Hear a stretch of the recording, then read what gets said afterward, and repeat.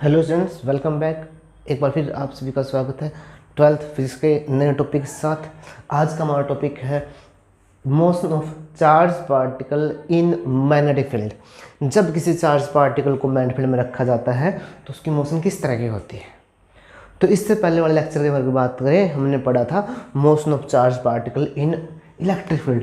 भाई electric field में charge particle की मोशन कैसी है, और आज है भाई मैग्नेटिक फील्ड में चार्ज पार्टिकल की मोशन कैसी है। मोशन पाथ तो हमने देखा था कि वहाँ पर जो था वो इस तरह से ऊपर की तरफ, मतलब पैराबोलिक पाथ था, और यहाँ पर कैसा पाथ होगा उसको देखते हैं।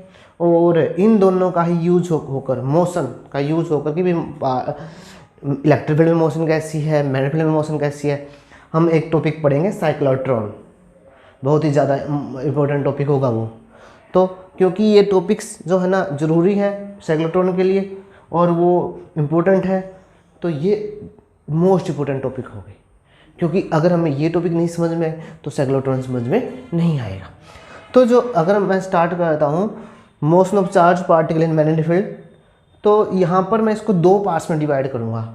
पहले पार्ट में क्या करेंगे कि जब चार्ज पार्टिकल को परपेंडिकुलर एंटर करवाया जाता है किसी मैग्नेटिक फील्ड में, क्योंकि जो फोर्स है वो डायरेक्शन पर डिपेंड करती है। मैग्नेटिक फील्ड की जो फोर्स है वो डायरेक्शन पर डिपेंड करती है। जैसे देखिए Q F is equal to F M, magnetic force क्या होती है Q V cross B. Magnitude की बात करें क्यू इंटू वी का magnitude into B into sine theta, theta पर डिपेंड करें। अगर थीटा 0 डिग्री है, sine 0 this means F will be 0। मतलब अगर मैग्नेटिक फील्ड ऐसे है और ऐसे ही कोई चार्ज पार्टिकल या फिर इस तरह से कोई चार्ज पार्टिकल, थीटा जो है ना 0 डिग्री या फिर 180 डिग्री एंगल बनाते हुए, अगर ये बी है, ये वी है या फिर ये वी है, अगर 0 डिग्री या 180 डिग्री एंगल बनाते हुए किसी मैग्नेटिक फील्ड में एंटर कर रहा है कोई चार्ज पार्टिकल, जो उसके ऊपर फोर्स लगेगी वो क्या लगेगी, वो 0 लगेगी। इस तरह से तो डिपेंड कर रहा है वो थीटा के ऊपर। तो सीधी बात यह है कि अगर मैग्नेटिक फील्ड के पैरेलल या एंटी पैरेलल कोई चार्ज पार्टिकल एंटर कर रहा है तो उसके ऊपर फोर्स 0 लगती है। अगर एंगल बढ़ता जाता है तो फोर्स बढ़ती जाती है। तो एक तो हमारे पास ये है कि भाई जब किसी एंगल के ऊपर वो फोर्स लगा रहा है। उससे पहले मैं एक स्पेशल केस आपको यहाँ पर डिस्कस करेंगे हम, कि जैसे कि मान लीजिए क्रॉस जो है ना डायरेक्शन शो करती है perpendicular to paper, direction show करता है ये क्रॉस। अगर हमने डॉट लगाया है, डॉट और क्रॉस मैंने बताया था एक टॉपिक में अंदर, या तो डॉट से हम डायरेक्शन शो करते हैं, जो डायरेक्शन पैरेलल टू पेपर है, पैरेलल टू बोर्ड है, सॉरी बोर्ड के परपेंडिकुलर टू बोर्ड या पेपर है, तो उसको हम या तो डॉट से शो करवाते हैं या फिर क्रॉस से। तो जो डॉट वाली डायरेक्शन, जो डॉट वाली है वो आउटवर्ड्स होती है और जो क्रॉस वाली वो इनवर्ड्स होती है। तो यहाँ पर जो क्रॉस है वो मैग्नेटिक फील्ड की डायरेक्शन बता रहा है, magnetic field perpendicular to paper directed inwards. अभी क्या होगा, जैसे ही कोई चार्ज पार्टिकल वी वेलोसिटी के साथ एंटर करेगा इसके अंदर, मान लीजिए यहाँ पर हमारा कोई चार्ज पार्टिकल एंटर कर रहा है एक तरह से वी वेलोसिटी के साथ, तो जो फोर्स लगेगी वो क्या लगेगी, F is equal to Q V B sine 90 degree, sine 90 degree, क्योंकि साइन 90 क्या होता है, साइन 90 होता है 1। तो क्या हो गया, F is equal to Q V B के इक्वल हो गया, क्यू वी बी के इक्वल हो। अगर हम डायरेक्शन की बात करें तो क्योंकि ये v की डायरेक्शन है, इस डायरेक्शन में v है, और इस तरह से मान लीजिए v ऐसे है और b ऐसे है, जो फोर्स होगी दोनों के परपेंडिकुलर होगी, force will be perpendicular to v and b।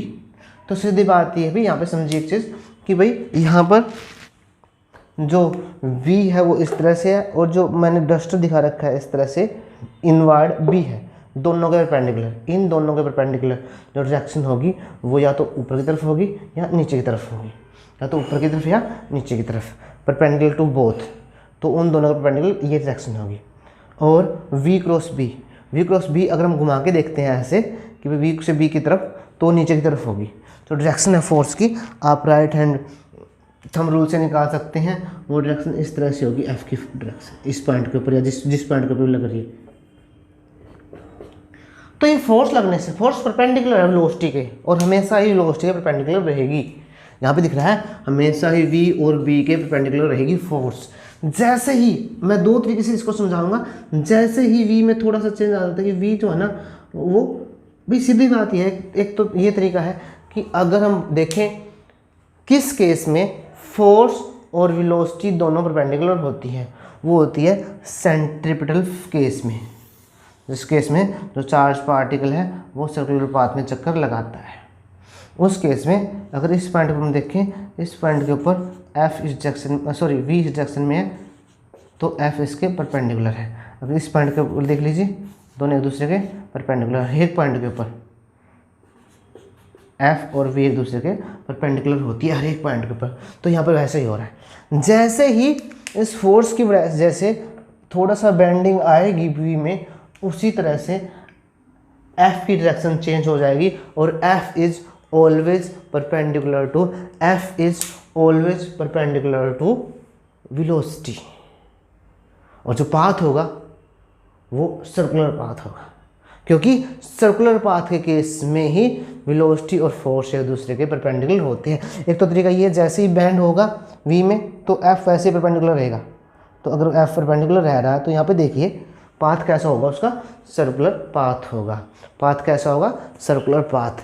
तो जब किसी चार्ज पार्टिकल को परपेंडिकुलर एंटर करवाया जाता है किसी मैग्नेटिक फील्ड में, तो उसका जो पाथ होता है वो सर्कुलर पाथ होता है। और अगर सर्कुलर पाथ की बात करें, वो फोर्स हमारे पास क्या है, क्यू वी भी आई हुई है। अगर हम यहाँ से देखिए M V square upon R के इक्वल होती है। अगर आर रेडियस है तो एक वी से भी कट जाता है यहाँ से। अगर हम आर की बात करें, R is equal to M V upon Q B के इक्वल हो जाता है। तो जो रेडियस है वो चार्ज पार्टिकल का, जो charge particle B magnetic field में एंटर कर रहा है, जिसके ऊपर क्यू चार्ज है, एम मास है, वी उसकी वेलोसिटी थी, तो उसका जो रेडियस होगा इन फैक्टर्स पे डिपेंड करता है। इंपॉर्टेंट क्वेश्चन से पूछा जाता है कि भाई मास डबल करने से रेडियस की, मतलब अगर दो चार्जेज हैं उनके मासेस में रेशियो दे रखा है, रेडियस में रेशियो क्या होगा, इस तरह से हम इसको समझ सकते हैं। न्यूमेरिकल्स आगे पढ़ेंगे। इसके अलावा ये तो था हमारा, बिल्कुल आसानी से समझ में आ गया आप लोगों को। जब किसी चार्ज पार्टिकल को perpendicular to magnetic field enter करवाया जाता है तो उसका पाथ सर्कुलर पाथ होता है। अगर ऐसा भी हो सकता है कि ज़रूरी नहीं है कि वो परपेंडिकुलर ही एंटर कर रहा हो, कि मान लीजिए अभी हमने यहाँ पे ऐसे दिखा दिया, मैंने वी बी जो ना इस तरह से है अलोंग एक्स एक्सिस, और जो चार्ज पार्टिकल है वो ऐसे जा रहा है वी थीटा बनाते हैं, ये वाई एक्सिस है। जो चार्ज पार्टिकल है वो थीटा एंगल बनाते हुए मैग्नेटिक फील्ड के साथ थीटा एंगल बनाते हुए एंटर कर रहा है। तो हम इसको दो पार्ट्स में डिवाइड करेंगे वी को। एक तो वी इस डायरेक्शन में होगी वी कोस थीटा, और एक इस डायरेक्शन में होगी वी साइन थीटा। तो एक चीज़ देखिए, बिल्कुल आसानी से समझ लीजिए, जो v कोस थीटा कंपोनेंट है वो b की डायरेक्शन में है, तो इस कंपोनेंट की वजह से कोई फोर्स नहीं लगने वाली। Force due to v cos theta will be 0। Force due to v sine theta वो फोर्स होगी, उस फोर्स की वजह से पाथ कैसा होगा, इसका सर्कुलर पाथ होगा। ठीक है, v साइन थीटा की वजह से जो चार्ज पार्टिकल है उसका पाथ सर्कुलर होगा, लेकिन v कोस थीटा भी तो वहाँ पर है ना, उसकी वजह से कोई फोर्स नहीं है, लेकिन वो है तो वहाँ पर, वो क्या करेगी, इसको थोड़ा सा आगे की तरफ मूव कराएगी साथ में ही। v कोस थीटा साथ में आगे की तरफ मूव कराएगी और v साइन थीटा की वजह से सर्कुलर पाथ होगा। जी देखिए, v कोस थीटा जो b के पैरेलल है वो चार्ज पार्टिकल को थोड़ा सा आगे लेके जाएगी, और v साइन थीटा जो परपेंडिकुलर है वो सर्कुलर पाथ बनाएगी। तो ये कैसा पाथ हो गया, हेलिकल पाथ हो गया। जब कोई charge particle perpendicular to magnetic field enter कर रहा है तो उसका जो पाथ है वो सर्कुलर है, लेकिन अगर वह पैरेलल एंटर कर रहा है तो कोई फोर्स नहीं है, कोई डिफ्लेक्शन नहीं होगा। लेकिन थीटा एंगल बनाते हो अगर एंटर कर रहा है तो हम उसको उसकी वेलोसिटी को कंपोनेंट्स में डिवाइड करके फोर्स देखेंगे। तो एक तो हमने कंपोनेंट ले लिया v कोस थीटा और एक कंपोनेंट ले लिया v साइन थीटा। जो हमने v कोस थीटा कंपोनेंट लिया है उसकी वजह से फोर्स तो जीरो, लेकिन कंपोनेंट तो है, वेलोसिटी तो है ना चार्ज पार्टिकल की, वो v साइन थीटा की वजह से जो पाथ हो गया वो तो सर्कुलर हो गया इस तरह से, लेकिन v कोस थीटा उसको थोड़े से आगे की तरफ मूव करवा दिया जैसे यहाँ पर, लेकिन दोनों कंपोनेंट वहाँ पर काम कर रहे हैं। v कोस थीटा थोड़ी सी आगे लेके जा रहा है और v साइन थीटा उसको सर्कुलर पाथ में मूव करवा रहा है। तो पाथ कैसा हो गया, हेलिकल पाथ हो गया। हेलिक्स की फॉर्म में जो चार्ज पार्टिकल एक स्प्रिंग की फॉर्म का जैसे शेप होती है उस तरह के पाथ में वो चार्ज पार्टिकल मूव करेगा जब किसी चार्ज पार्टिकल को मैग्नेटिक फील्ड में एंटर करवाया जाता है। तो ये था हमारा topic, motion of charge particle in magnetic field.